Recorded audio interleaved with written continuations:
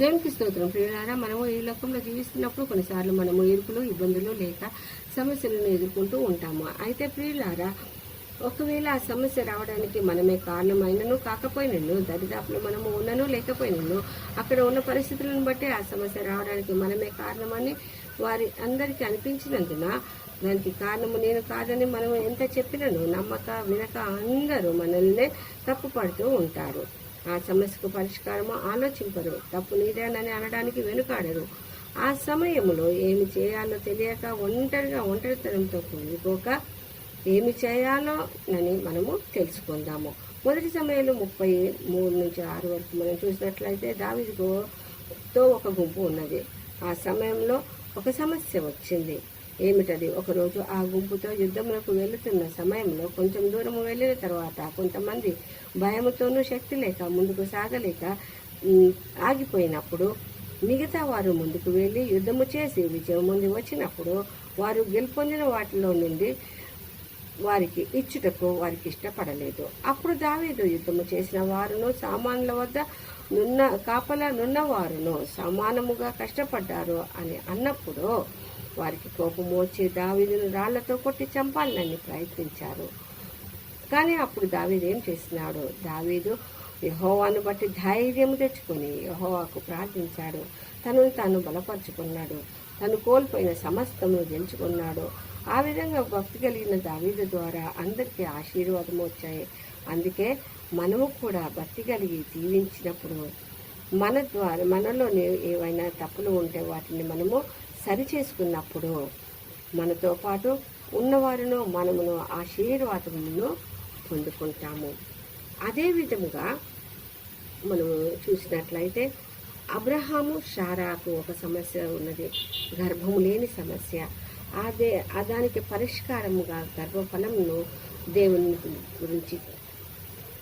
దేవుని కోరుకొని వేచి చూడక హాగరు ద్వారా గర్భమును ధరింపజేయాలని శారా హాగరును అబ్రహాము వద్దకు పంపించడం ద్వారా గర్భమును ధరించింది హాగరు.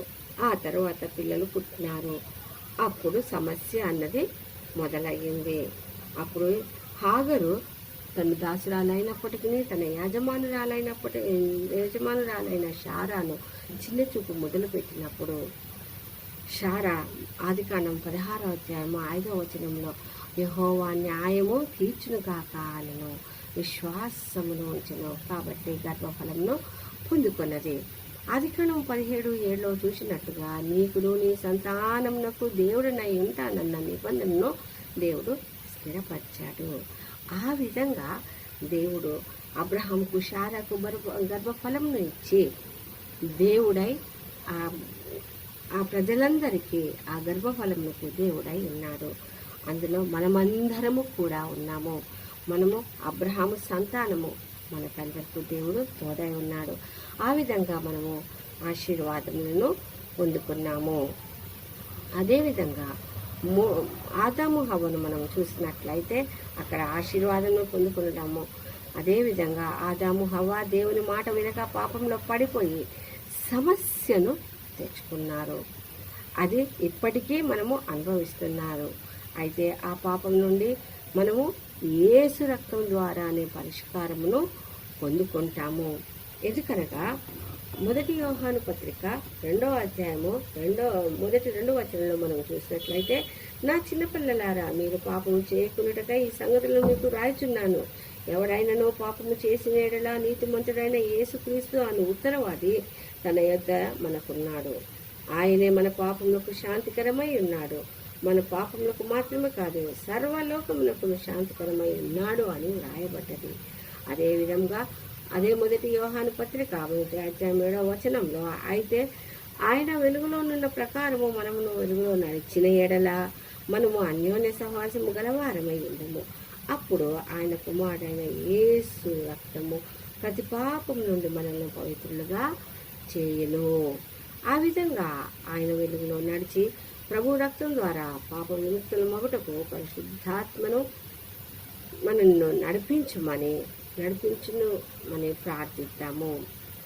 దేవుడు ఈ కొద్ది వాక్యంను దీవించును గాక. ఆమేన్, ఆమేన్, ఆమేన్.